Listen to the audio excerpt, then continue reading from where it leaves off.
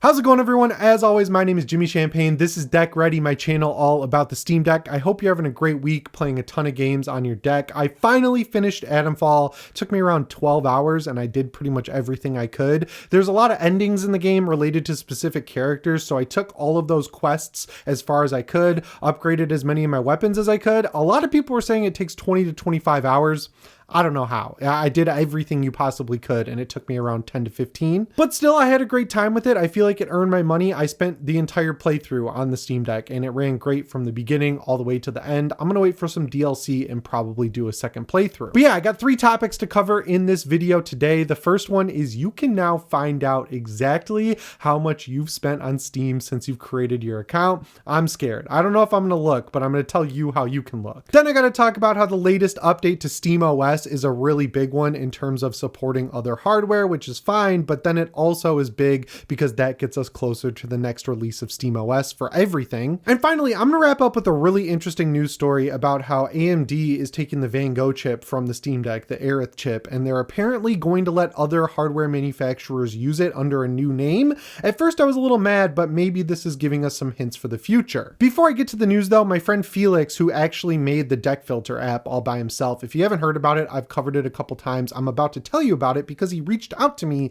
and asked if he could sponsor a video. And this is the best sponsorship I could ever do because this is an app that I use pretty much every single day. So I'm going to roll it right to that. So if you're one of the people who didn't catch my previous videos on Deck Filter, it's a companion app for Steam that's specifically designed to make your Steam Deck experience better. The first reason I love this app is because it syncs directly with your Steam library, so you can see all of the games that you own, but also it syncs your wish list as well. And when you click on a game that you own in the app, it'll show you a lot of interesting data, like how long you played the game, its Proton DB rating, its deck verified status, the Steam reviews for the game, and how long it'll take to beat it. So it's all relevant info. It's not cluttering your screen with useless crap. And you can get pretty deep with the sorting. If you're looking for a game that's verified under Valve's useless verification system, you can sort by just verified games. If you want to see which games are the highest reviewed, you can do that. If you want to sort it by how long to beat, you can do that. It's like a great way to sort your games to find the specific one you're looking for at any given time. But the best part about this app for Steam Deck users is that you can find settings for the games you want to play through sites like Steam Deck HQ, which is my favorite. They've also got ShareDeck and Overkill.wtf, and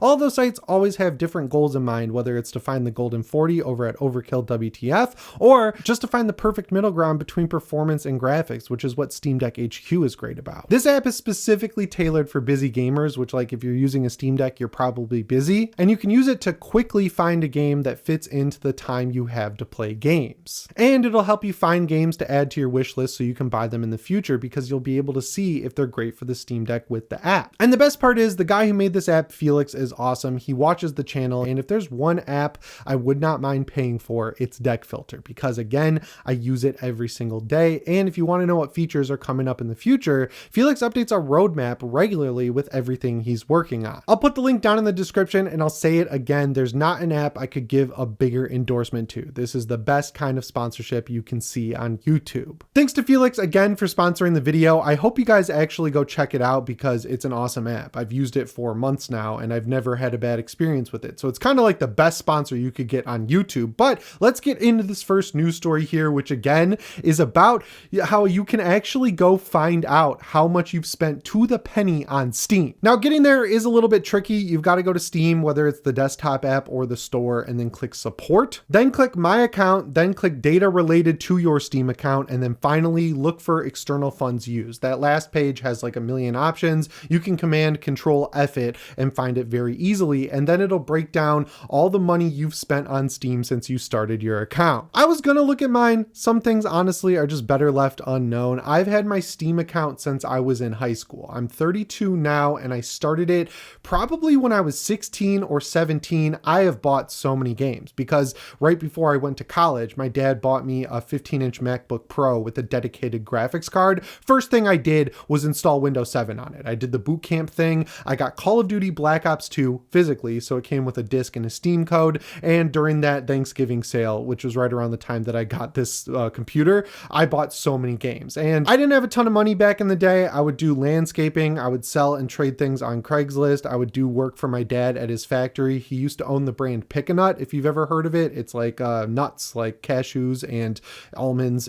I used to have to cook them in boiling oil in the 90-degree Michigan summer. That sucked, and then I would deliver them. So I earned a little bit of money. I would spend it on Steam on sales, because back then sales were different. They would have different games on sale every day during a sale, and you'd have to get there at 1 p.m. Eastern and look through it all. So like, I haven't bought a lot of full price games on Steam. Even now I buy more because of Deck Ready, and I have a business card, which is pretty cool. So it's like an expense for my business. But like, I played 1,000 hours of Destiny 2. I bought so many skins. I've bought a lot of skins for Hunt Showdown. I think I've bought stuff for Call of Duty a long time ago. I've bought some newer games more recently. So I'm not going to check how much money I've spent, because then I'd have to tell my wife and she'd probably me in the head. So we'll leave it unknown how much money I've spent on Steam, but it's really money well spent. A lot of people talk about how they get this backlog growing on Steam because now the sales are like, everything's on sale. There's no daily deals or anything like that. You load up your backlog and you never play any of those games.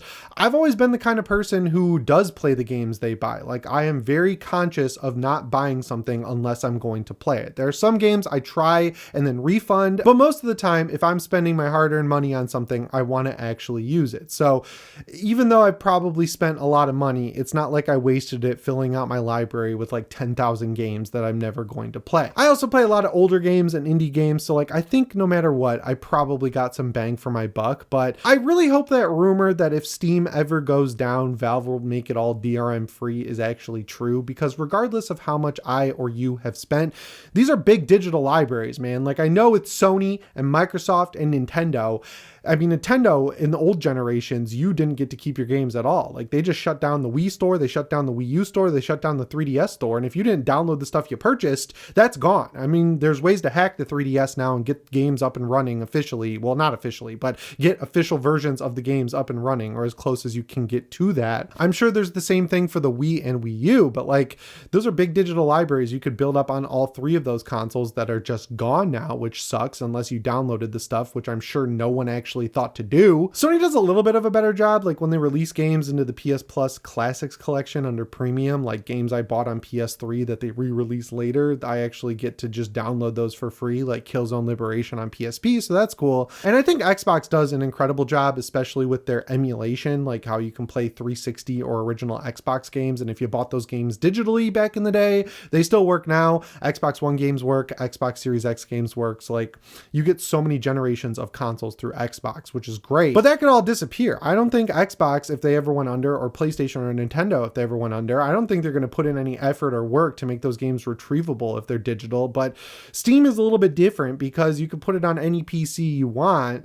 So hopefully, if and when the apocalypse happens and Valve goes away, I can just die in my little hole down here playing all my Steam games without DRM, but who knows? So yeah, if you're daring enough to look up how much money you've spent on Steam, let me know down in the comments below. I answer a lot of comments, so I'll definitely see it. Let's move on to the second news story though, because there's a new update out in the preview build of the beta channel for SteamOS. It's SteamOS 3.7.3, which is adding a lot of support for the Legion Go and the ROG Ally. If you didn't catch my video about a week ago, I put the beta version that was available at the time. I think it's 3.8, so I don't know what the number discrepancy is there. I put that on my ROG Ally X, and it was not a great experience. A lot of the buttons didn't work, and a lot of people said in the comments that you just had to get an external tool to make them work.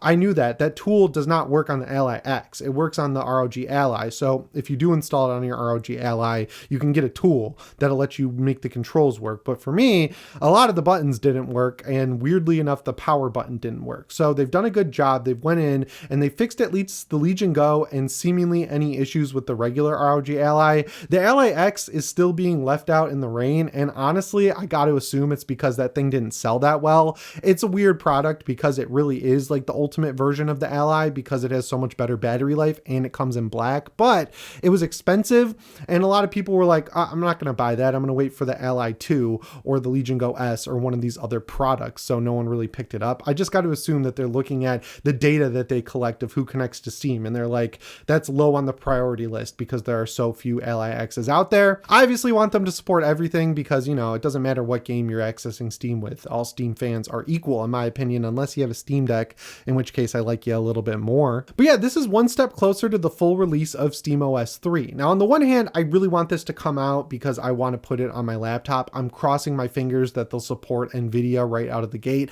I know a lot of people don't think they will, and I understand the reasoning of that, but that doesn't stop me from wanting it to happen, right? Like, I know that the goal will be to eventually do that, because I'd imagine that the vast majority of people out there go with NVIDIA just because they're the most well-known. I know AMD is easier to work with Linux. I think it's because of the RTX stuff and like shadow play and everything that blocks Linux drivers with NVIDIA from really working correctly. From what I can tell, I'm sure there's more reasons why NVIDIA drivers don't work all that well, but I'd really like to build an AMD PC in the future, but I've always gone with NVIDIA. And when I go for a laptop like my Razer Blade, it's really hard to find one with an AMD GPU. It's really easy to find them with AMD CPUs, which is recently what you want, but getting an AMD GPU is hard. So I don't have a lot of experience with that, and my main PC is an NVIDIA graphics card, so I'd like to take advantage of that. I'm kind of just done with Windows right now, man. I've had so many issues over the past month with my laptop. It has weird internet problems that happen to be related to the latest Windows update.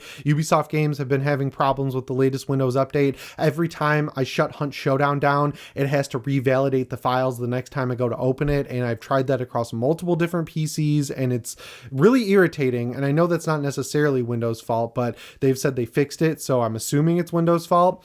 I really just want that console style interface because I do play with my main gaming PC on the TV fairly often, and having a controller interactable interface that I can just launch into that also comes with the desktop mode but defaults to that interface, that's what I really want. Like, it works so well when you dock your Steam Deck that like the possibilities of being able to run games at 1440p or 4K at higher settings, it's something I've been talking about and dreaming about ever since the Steam Deck came out. The other reason I really want this out, obviously, is because then they can move on to other stuff. Not necessarily the Steam Deck 2 just yet, but we'll talk about that in the next news story. I want to know what's going on with the new hardware, like the new console, the Fremont. I want the Steam controller too.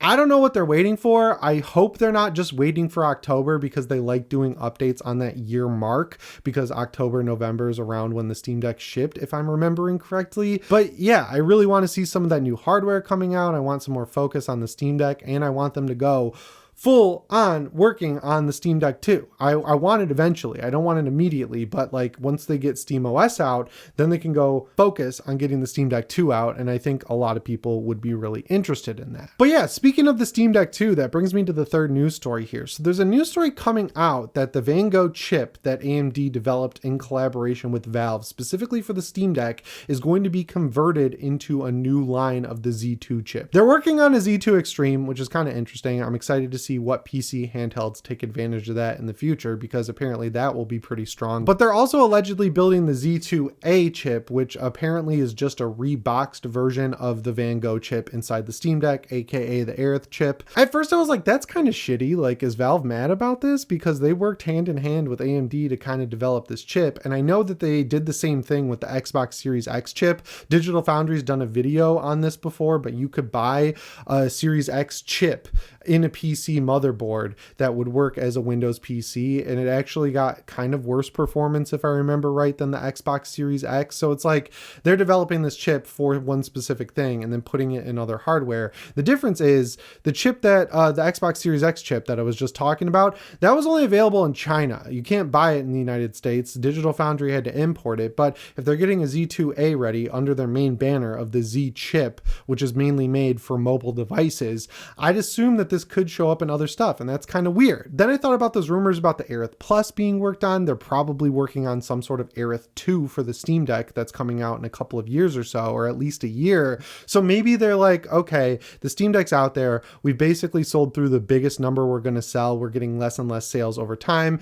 It's fine if AMD puts this chip in other devices, because by the time those devices actually ship, we'll have moved on by that point to the Aerith Plus or maybe the Aerith 2. So like, it's just using the chip in other devices, and they've already developed it, and it is a very performant chip, so it'd be fine. It would be really weird though if it is able to run at a higher TDP than what the Steam Deck is able to, because that would be kind of a bummer to see another handheld come out using the same exact chip that can then run at like 30 or 40 watts.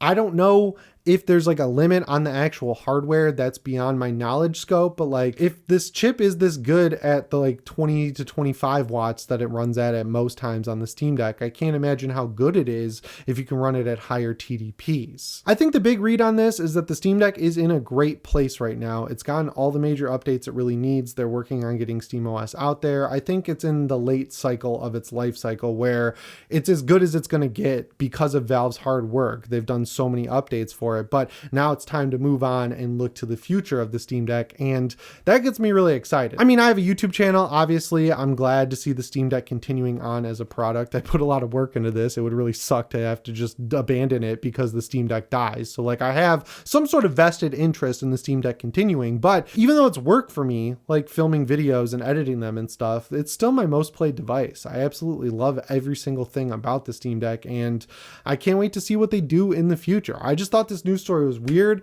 and interesting, and I thought it'd be worth talking about because I've never heard of this happening with Sony. I have heard about it happening with Xbox, and I'm pretty sure both of the chips that the Switch and the Switch 2 use are mobile phone chips that have been upgraded to run in a game console, or maybe they were never released. I don't know. You can tell me in the comments below. It's just weird. It stood out to me, so I thought it was worth mentioning here on the channel. But yeah, that brings me to the end of this video. I hope you really enjoyed it. As always, guys, my name is Jimmy Champagne. I'll see you in the next one. Thanks for watching, and shape on.